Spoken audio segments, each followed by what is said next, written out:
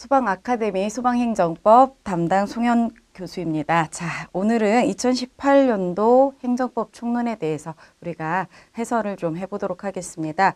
자, 2018년도 행정법 총론 A책형이고요. 자, 시작하겠습니다. 첫 번째.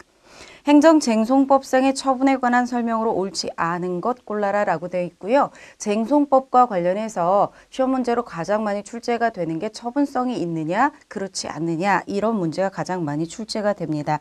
자, 1번 문제 같은 경우는요. 여러분이 다양하게 좀 살펴볼 것들이 있어요. 첫 번째로 공무수탁 사인의 공무를 수행하는 공권력 행사도 처분에 해당된다라고 되어 있는데 여기서 중요한 건 공무수탁 사인에 대한 처분청의 그 인정 여부인데요. 공무수탁 사인에 대해서도 우리가 좀 살펴볼 필요가 있죠.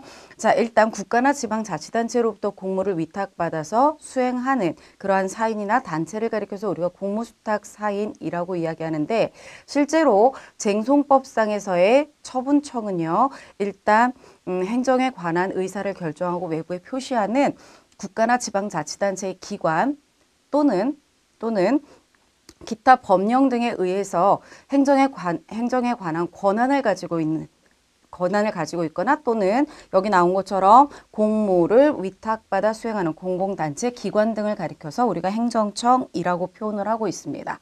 자, 따라서 공무수탁 사인이 행한 행위라 할지라도 이것이 바로 처분에 해당이 될 수 있다라고 보시면 되고요. 여기서는 공무수탁 사인이 행정청인가 이 부분을 여러분들이 반드시 잡아 놓으셔야 되는 것이다. 이렇게 보시면 됩니다.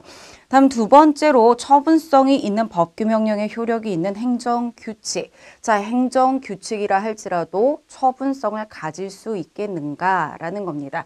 자, 우리가 일반적으로 행정규칙이라고 이야기하면 행정규칙은 내부관계를 규율하기 위해서 만들어내는 법을 가리켜서 우리가 행정규칙이라고 이야기하고요. 자, 따라서 얘는 일반적으로는 불특정 다수인을 규율하면서 더불어서 불특정 다수의 사례에 적용되는 이런 특징을 가지고 있다라는 겁니다.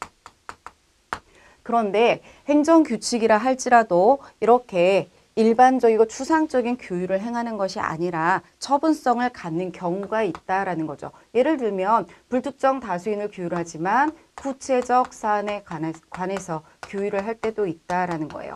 자, 이렇게 구체적 사안에 관해서 규율을 할 때 이 행정규칙은 바로 처분성을 가지고 있을 수 있다라고 보시면 되겠고요. 자, 대표적인 사례로 우리 보건복지부 고시를 이야기할 수 있는데 제약회사 등에 대해서 약제급여 또 비급여 목록 및 급여 상한 금액표를 고시했던 사건이 있어요. 자, 이 사건에서 바로 행정규칙에 대한 처분성이 인정이 되었다라고 보시면 되겠습니다.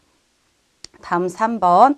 자, 청소년 유해 매체물 결정 및 고시 처분이라고 되어 있는데요. 자, 이 청소년 유해 매체물 결정 및 고시 처분은 바로 일반 처분으로서 불특정 다수인을 대상으로 하는 그런 행정처분이다라고 보시면 되겠고요.